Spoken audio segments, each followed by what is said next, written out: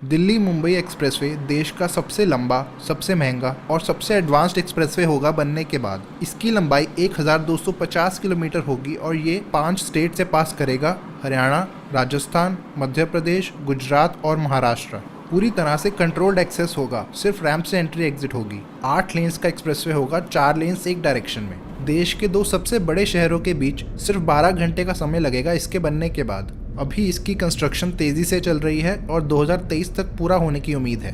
गुड़गांव में सोना से शुरू होगा और मुंबई के बाहर मीरा भाईंदर में खत्म। 2 एक्सटेंशंस भी बनाए जाएंगे इसके दोनों एंड्स पर। पहला दिल्ली साइड में होगा 60 किलोमीटर लंबा, जो सराय काले खां को एक्सप्रेसवे से लिंक करेगा, और दूसरा मुंबई साइड में होगा 90 किलोमीटर लंबा, जो नवी मुंबई में जवाहरलाल नेहरू पोर्ट, जो कि एक इम्पोर्टेंट पोर्ट है इंडिया का, इसको एक्सप्रेसवे से कनेक्ट करेगा विरार में। इसकी ज़रूरत क्यों पड़ रही है? दिल्ली मुंबई के बीच जो एग्जिस्टिंग हाईवे है NH48, ये गोल्डन क्वाड्रिलेटरल का पार्ट है और इंडिया का बिजिएस्ट हाईवे भी। ये देश के सबसे इंपॉर्टेंट रूट्स में से एक है। हर रोज लगभग 80,000 व्हीकल्स इसका इस्तेमाल करते हैं और ये संख्या बढ़कर 1 लाख से ऊपर चली जाएगी अगले 2-3 सालों में। अपनी कैपेसिटी से ये काफ़ी ऊपर ऑपरेट कर रहा है और कुछ पार्ट्स में ट्रैफिक कंजेशन होना आम बात है। इसमें 6 लेन्स हैं जिसको NHAI ने काफ़ी हद तक लिमिटेड एक्सेस बनाया था national highway development project NHDP phase 1 के अंडर अर्ली 2000s में। हर बड़े टाउन के अराउंड बाईपास और इंटरसेक्शंस पर फ्लाईओवर्स बनाए गए थे, जिससे काफ़ी इंप्रूवमेंट हुई थी। मगर ग्रोथ के साथ हाईवे में कुछ बॉटलनेक्स उभर के आए, जिससे इसकी एफिशिएंसी में गिरावट हुई। इसीलिए कैपेसिटी को बढ़ाने के लिए एक्सप्रेसवे प्रपोज किया गया। पहले तो प्लान था पुराने हाईवे को चौड़ा करके बीच में एक्सप्रेसवे बनाने का, लेकिन हाईवे के साथ कंटिन्यूअस रिबन डेवलपमेंट की वजह से उसको वाइड करना काफ़ी मुश्किल साबित हुआ। इसके लिए पहले हज़ारों लोगों को डिस्प्लेस करना पड़ता और वो लैंड एक्विजिशन भी काफ़ी महंगा होता। अगर कोई दूसरा रूट चूज करते वाइड करने के लिए, जैसे दिल्ली आगरा मुंबई, तो वो काफ़ी लंबा पड़ता। इसीलिए नया ग्रीनफील्ड एक्सप्रेसवे ही एक फीजिबल सॉल्यूशन बचा। बनने के बाद ये देश का सबसे लंबा एक्सप्रेसवे होगा, आगरा लखनऊ एक्सप्रेसवे से 4 गुना लंबा। इसका पूरा रूट देखते हैं। गुड़गांव में सोना से शुरू होगा, फिर मेवात से होते हुए अलवर, मंदसौर और दाहोद से पास करेगा, फिर वडोदरा से होते हुए NH48 के पैरेलल चलेगा एंड तक, जहां ये मुंबई के बाहर मीरा भाईंदर में खत्म होगा। कुल 1250 किलोमीटर की लंबाई है, जिसमें से 80 किलोमीटर हरियाणा में, राजस्थान में 380 किलोमीटर, मध्य प्रदेश में 370, गुजरात में 300 और महाराष्ट्र में 120 किलोमीटर की लेंथ आएगी। इसके बनने से दिल्ली और मुंबई के बीच 150 किलोमीटर से डिस्टेंस कम होगा और ट्रैवल टाइम 24 घंटे से घटकर 12 घंटे हो जाएगा। दिल्ली से वडोदरा के लिए 9 घंटे लगेंगे, 18 घंटे से कम होकर। पहले अलग से मुंबई वडोदरा एक्सप्रेसवे बनाया जा रहा था, अब उसको इस प्रोजेक्ट के अंदर मर्ज कर दिया गया है। पूरा प्रोजेक्ट भारतमाला परियोजना का पार्ट है, जो कि इंडिया का biggest road infrastructure development programme है। ये expressway Delhi Mumbai industrial corridor में भी आएगा, वेस्टर्न डेडिकेटेड फ्रेट कॉरिडोर के साथ। दिल्ली मुंबई देश का बिजिएस्ट फ्रेट कॉरिडोर है, जो कि फ्यूचर में और ग्रो करेगा।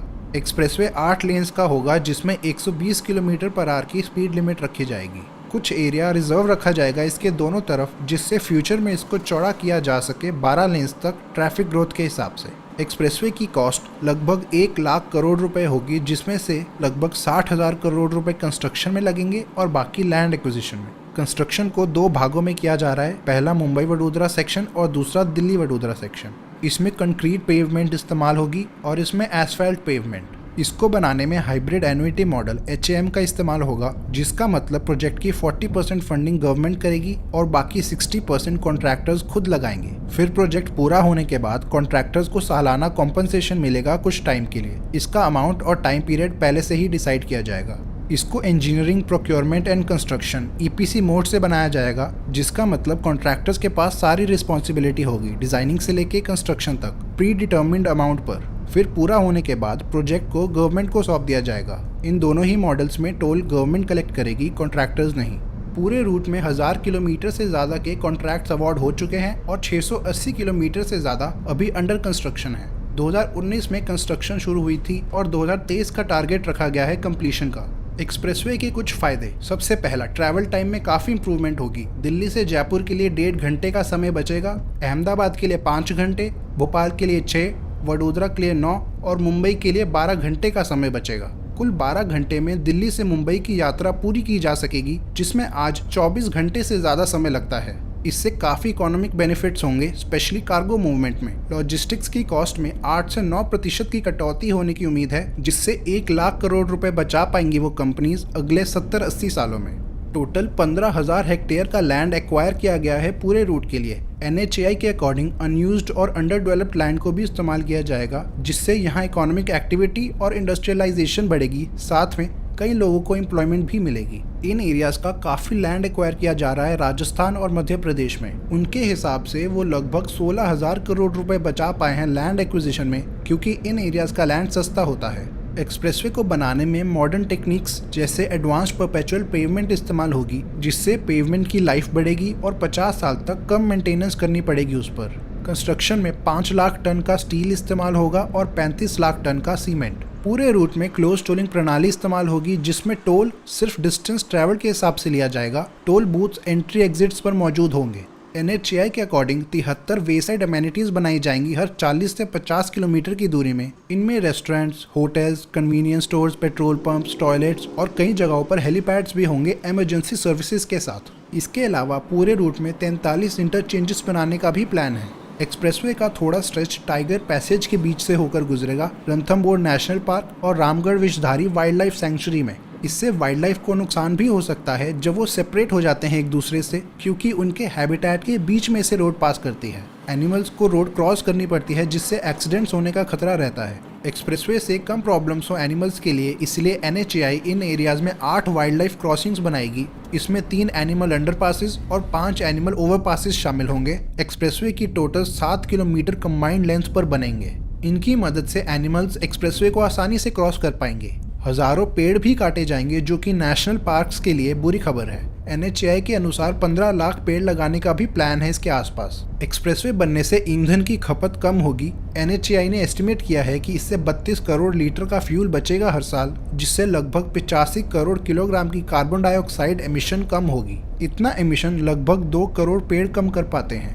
इसके अलावा रेन वाटर हार्वेस्टिंग भी इस्तेमाल होगी हर 500 मीटर की दूरी पर, और सोलर पावर्ड लाइट्स लगेंगी मेजर इंटरचेंजेस और टोल प्लाजास पर। एक्सप्रेसवे के अतिरिक्त 2 लिंक्स भी बनाए जाएंगे दोनों एंड्स पर।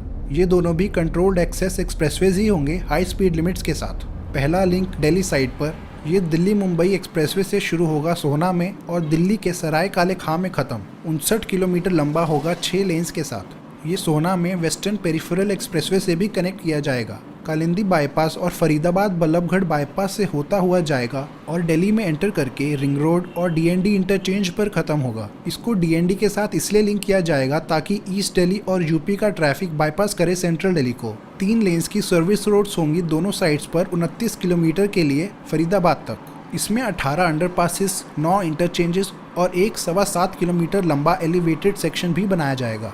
इसकी कॉस्ट होगी लगभग 3,600 करोड़ रुपए।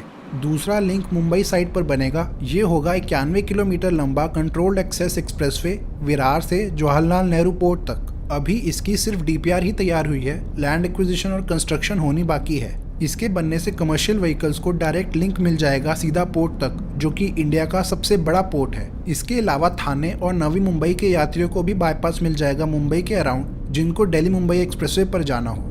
ऐसी और वीडियोस को देखने के लिए सब्सक्राइब करें। धन्यवाद।